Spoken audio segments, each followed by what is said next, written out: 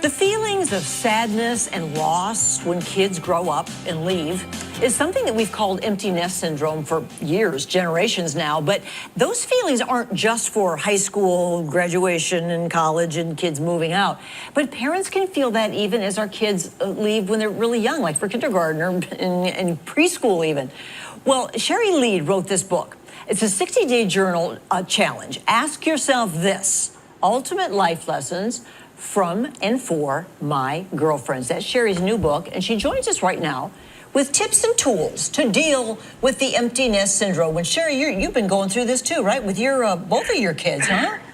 I have. This is so timely. I just flew in from Los Angeles last night to Seattle after dropping my son off in college. Last week I was in Florida helping my daughter move into her college dorm.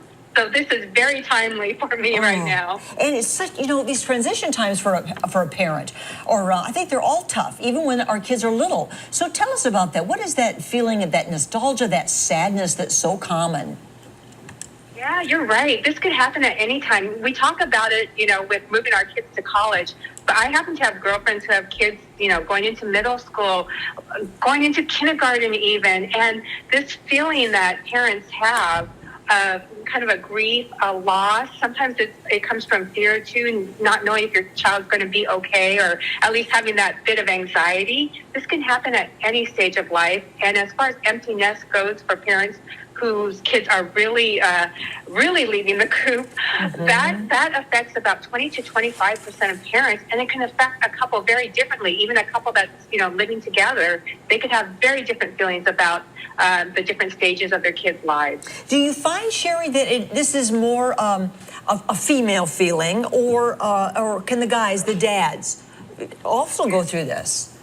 Well, the dads definitely could go through this. When I've done some research in this topic, it has been shown that moms in general, with females, have had a higher case of empty nest syndrome, and perhaps that's because traditionally moms have been the ones to stay at home with the kids, so they've really wrapped their identity around raising children, and when they leave, they kind of have to find themselves again. Well, some might say, oh, now come on, get over this. This is a happy time. Our kids, we want our kids to grow up and be independent and do their thing.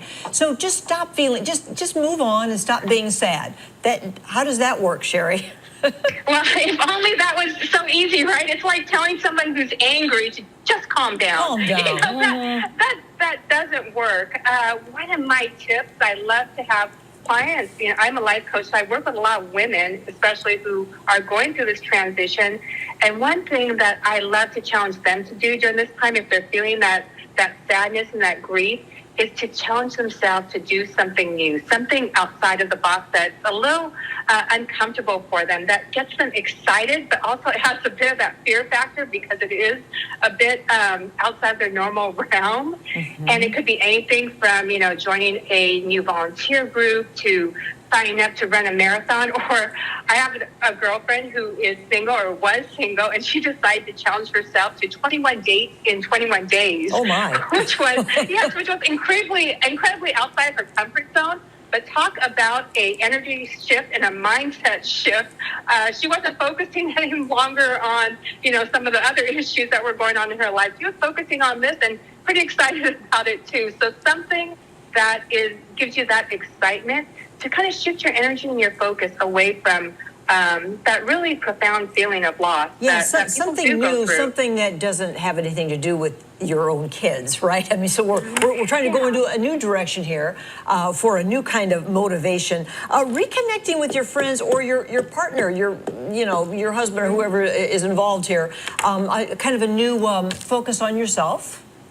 Yes, definitely. So you're focusing again, taking the focus off of the loss that you feel, the change in relationship with your child, and focusing on other relationships, whether that's, with friends. And if it is, I would challenge you to make a date with 2 friends for the next month in September sometime, or even with your partner. Like my husband and I, we've been married for 25 years. So much of that time was spent raising kids. Now that they've gone, to reconnect and actually start dating again is something new, and that could be exciting. I like your last point about writing a personal mission statement, and maybe you've never done that in your life, but if you're a mom, chances are that's been your mission, and now you need to redefine that. So so something is some new purpose and passion, and write it out. Yes, absolutely. Businesses do this all this time, right? Mission statements are about why you exist and what is your purpose. And chances are, well, especially for those parents who have kids going maybe into college, we're in our last half, to tell you the truth, we're in our last half of life. And we, though, to have the resources and the confidence that we didn't have when we were younger, such an exciting time, and we become more purpose-driven, I believe. So to write out a mission statement and to take the time to say, this is why I'm here, this is why I'm showing up, this is how I want to show up, and this is why I believe my purpose to be can be really empowering, and it takes the focus on you and the opportunities that you have ahead versus, what you may feel that you've lost in the and the period. The best is yet to come. We can really believe that, and it can really happen. You could enter into this new purpose, and we're showing all your info now. And imperfectlyperfectlife.com is where you can find Sherry and the book. Ask yourself this. That's brand new, just coming out, Sherry. So congrats on that, and thanks for the great advice, and congratulations on your your new life as you've seen your kids grown and flown. Good for you. Yes, thank you so much. It's a pleasure always to speak with you.